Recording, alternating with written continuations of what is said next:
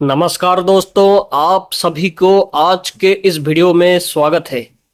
तो दोस्तों, आज के इस वीडियो पे हम बात करेंगे ECMWF मॉडल का एनालिसिस के डिटेल्स के बारे में।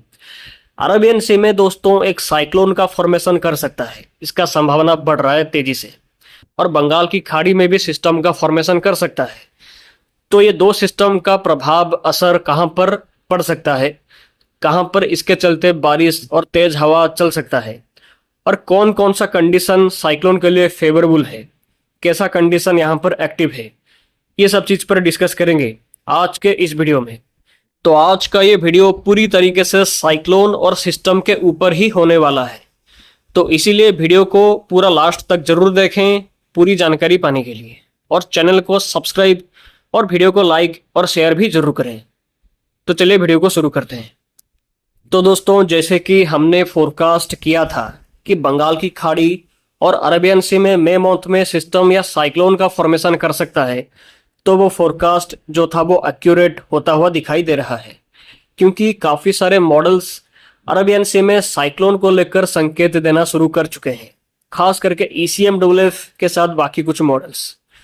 तो अगर अरेबियन सी में साइक्लोन बनेगा तो क्या गुजरात, महाराष्ट्र और पाकिस्तान पे क्या इसका लैंडफॉल हो सकता है, क्या यहाँ पर ज़्यादा प्रभाव पड़ सकता है, या इसका असर मॉनसून पर कैसा पड़ सकता है, और कैसी बारिश का आशंका इससे हो सकता है, और बंगाल की खाड़ी में क्या साइक्लोन का कोई संभावना भी है क्या। चलिए इस पर डिटेल्स में डिस्कस करते हैं। तो दोस्तों, सबसे पहले हम कुछ कंडीशंस के ऊपर बात करेंगे। पहला होगा SST, सी सरफेस टेम्परेचर। दूसरा होगा TCHP, tropical cyclone hit potential. Third होगा विंड शेयर, और फोर्थ होगा MJO, मेडन जूलियन ओसिलेशन, और फिफ्थ होगा ह्यूमिडिटी कंडीशन, और सिक्स्थ होगा केल्विन वेब और रॉस्पी वेब का कंडीशन। तो ये 5 से 6 फैक्टर्स क्या सिस्टम का इंटेंसिटी को सपोर्ट करेंगे, क्या ये फेवरेबल भी है क्या। चलिए इस पर पूरा डिटेल्स में डिस्कस करते हैं। तो सबसे पहले हम सी सरफेस टेम्परेचर के बारे में बात करेंगे। तो आप देख सकते हैं कि ये मैप समुद्री सतह का तापमान को इंडिकेटिंग कर रहा है। इसमें आप देख सकते हैं कि बंगाल की खाड़ी से लेकर अरेबियन सी में यहाँ के बड़े इलाकों में समुद्री सतह का तापमान SST 29 डिग्री सेल्सियस या इवन उससे भी ज़्यादा है। इवन कुछ हिस्सों पे 30 डिग्री सेल्सियस या इवन 31 डिग्री सेल्सियस तक भी दिखाई दे रहा है, जो कि ये इंडिकेशन दे रहा है कि सिस्टम का इंटेंसिटी और फॉर्मेशन के लिए कंडीशंस SST के हिसाब से फेवरेबल काफ़ी ज़्यादा है। और सेकंड फैक्टर है TCHP, tropical cyclone hit potential. तो ये उसका मैप है। इसमें हम देखेंगे तो TCHP दक्षिण पूर्वी अरेबियन सी से लेकर पूरे महाराष्ट्र कोस्ट और इवन उत्तर पूर्वी अरेबियन सी के हिस्सों तक भी यहाँ पर फेवरेबल दिखाई दे रहा है। यहाँ पर ट्रॉपिकल साइक्लोन हिट पोटेंशियल 120 से 160 किलो जूल पर स्क्वायर सेंटीमीटर तक है, जो कि काफ़ी फेवरेबल कंडीशन को ये दिखा रहा है। खास करके दक्षिण पूर्वी अरेबियन सी से लेकर महाराष्ट्र के कोस्ट तक जितने भी एरिया है वहां पर काफ़ी ज़्यादा फेवरेबल कंडीशन है TCHP का। तो इसके साथ हम देखेंगे तो सेंट्रल अरेबियन सी से लेकर गुजरात के कोस्ट से लेकर पूरे नॉर्थ और नॉर्थ वेस्ट अरेबियन सी से होते हुए ओमान के कोस्ट तक जो TCHP है ये काफ़ी अनफेवरेबल है। अगर सिस्टम साउथ ईस्ट अरेबियन सी में फॉर्मेशन करके लो TCHP ये एरिया पे एंटर करेगा तो तेजी से कमजोर हो जा सकता है। तो वहीं पर बंगाल की खाड़ी पे देखेंगे तो बंगाल की खाड़ी पे TCHP मॉडरेट लेवल पे फेवरेबल है। बंगाल की खाड़ी के बड़े इलाकों में यहाँ पर 100 से 130 किलो जूल पर स्क्वायर सेंटीमीटर तक यहाँ पर TCHP फेवरेबल है, जो कि मॉडरेट लेवल का फेवरेबल हम मान सकते हैं। तो यहाँ पर सिस्टम का कमजोर होने की संभावना नहीं है, लेकिन स्ट्रॉन्ग होने की संभावना भी नहीं है। और थर्ड कंडीशन है विंड शेयर। तो ये विंड शेयर का कंडीशन का ये मैप है, आज का ये फोरकास्ट है। इसमें हम देखेंगे तो अभी बंगाल की खाड़ी पे शेयर मॉडरेट टू लो है, जो कि फेवरेबल है, जो कि कहीं ना कहीं अच्छा कंडीशन को ये दिखा रहा है। यानी कि सिस्टम अगर बंगाल की खाड़ी पे अभी फॉर्मेशन करता तो इंटेंसिटी गेन कर सकता था, लेकिन फिलहाल के लिए आज के डेट पे बंगाल की खाड़ी पे कोई भी सिस्टम एक्टिव नहीं है, कोई भी सिस्टम का फॉर्मेशन का आशंका नहीं है। जो भी होगा वो 23 मई के बाद ही फॉर्मेशन कर सकता है बंगाल की खाड़ी पे। तो वहीं पर अरेबियन सी में शेयर फैक्टर थोड़ा यहाँ पर आज के डेट पे हाई है, अनफेवरेबल है, लेकिन जब सिस्टम का फॉर्मेशन 22 मई के आसपास में करेगा दक्षिणी पूर्वी अरेबियन सी पे, अकॉर्डिंग टू मॉडल्स, तो वो टाइम पर विंड शेयर यहाँ पर अरेबियन सी में फेवरेबल हो सकता है। तो फोर्थ फैक्टर है एमजेओ, मेडन जूलियन ओसिलेशन, उसका ये आउटलुक का मैप है। तो एमजेओ एक वेदर का ऐसा पैटर्न है जिससे क्लाउड कन्वेक्शन बूस्ट हो जाता है। यानी कि एमजेओ अगर सिस्टम के टाइम पर फेज 2 से फेज 4 के बीच पे रहता है और एम्पलीट्यूड ग्रेटर देन 1 पे रहता है, तो एक कन्वेक्शन को काफी बूस्ट करता है, जिससे भारी से अति भारी बारिश का आशंका रहता है। लेकिन क्या एमजेओ सिस्टम के टाइम पर ऐसा फेज पे रह भी पाएगा क्या? चलिए इस पर बात करते हैं। तो आप एमजेओ का मैप को देख सकते हैं। इसके हिसाब से 26 मई से 10 जून के बीच पे नॉर्थ इंडियन ओशियन पे एमजेओ सक्रिय रह सकता है, लेकिन कितना? तो आप यहाँ पर देखेंगे तो ये मैप के हिसाब से हम देखेंगे तो एमजेओ फेज 2 से फेज 4 के बीच पे रह सकता है 26 मई से 10 जून के दौरान पर। लेकिन एमजेओ का जो एम्पलीट्यूड है वो लेस देन 1 पे रह सकता है। यानी कि एमजेओ तो रहेगा सिस्टम के टाइम पर, लेकिन एमजेओ का इंटेंसिटी, जो उसका दायरा है, वो काफ़ी कमज़ोर रह सकता है। तो स्लाइटली फेवरेबल हम इसको मान सकते हैं एमजेओ का, ऐसा हम बोल सकते हैं। इसका मतलब यूजुअल कन्वेक्टिव एक्टिविटीज को हम देख सकते हैं 26 मई से 10 जून के बीच पे सिस्टम के टाइम पर, दोनों बेसिन पे, बंगाल की खाड़ी पे भी और अरेबियन सी पे भी। तो कहीं ना कहीं 27 नहीं तो 28 मई तक केरला पे भी मानसून का अनसेट को लेकर कंडीशंस यहाँ पर फेवरेबल दिखाई दे रहा है।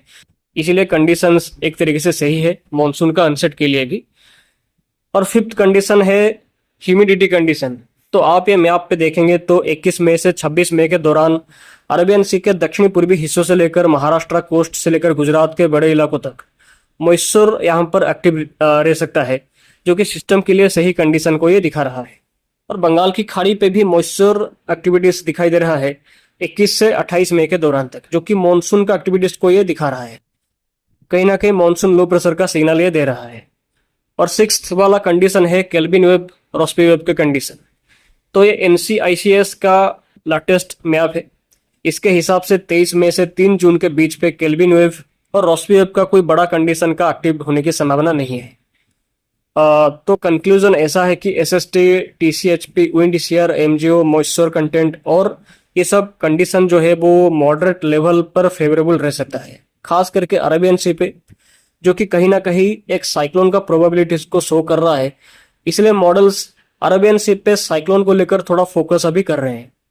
तो दोस्तों आई थिंक आप यहाँ तक बहुत कुछ चीज़ें आपको क्लियर हो गया होगा सिस्टम को लेकर, कंडीशंस को लेकर। तो अब ECMWF का फोरकास्ट को चलिए देखते हैं। तो ये ECMWF का फोरकास्ट का मैप है।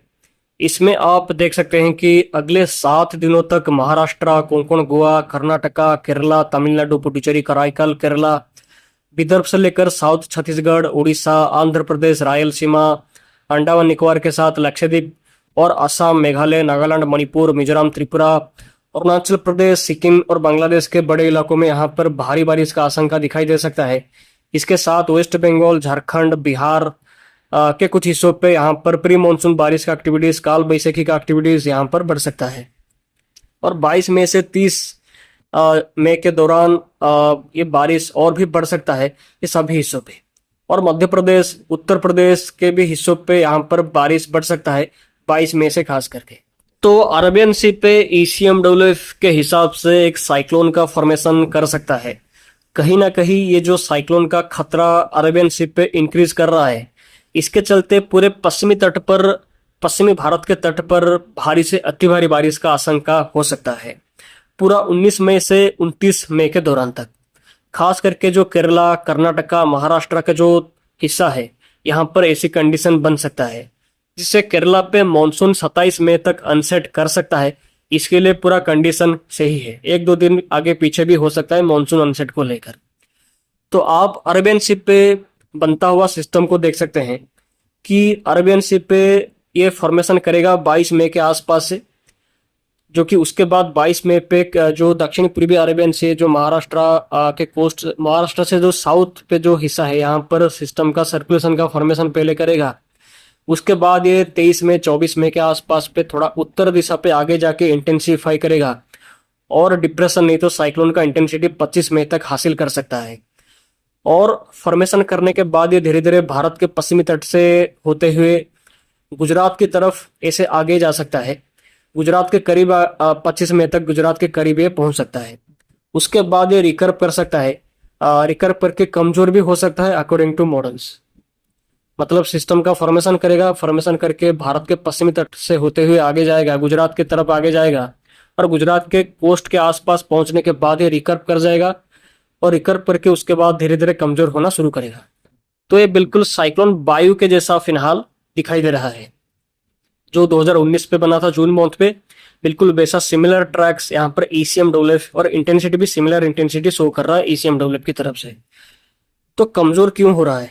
इसका रीजन है लो TCHP, जिस पर हमने अभी फिलहाल कुछ टाइम पहले डिस्कस किया था कि लो TCHP है, जो कि नॉर्थ ईस्ट अरेबियन सी से लेकर ये सभी हिस्सों पे फैला हुआ है।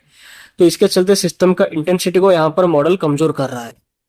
लेकिन ECMWF के हिसाब से सिस्टम अरेबियन सी पे एक स्ट्रॉन्ग इंटेंसिटी हासिल करेगा, वेरी सीवियर साइक्लोन का इंटेंसिटी तक भी हासिल कर सकता है। इसका ये रूप ले सकता है। वी नो कि ये लॉन्ग रेंज का फोरकास्ट है, लॉन्ग रेंज का सिग्नल है, लेकिन कंडीशन यहाँ पर मॉडरेट लेवल का फेवरेबल है, जो कि अच्छा साइक्लोन के लिए कंडीशन यहाँ पर अरेबियन सी पे फेवरेबल है। हालांकि इसका एक्चुअल इंटेंसिटी और ट्रैक क्या हो सकता है, इस पर मॉडल से और भी क्लैरिटी मिलेगा आने वाले दिनों पे।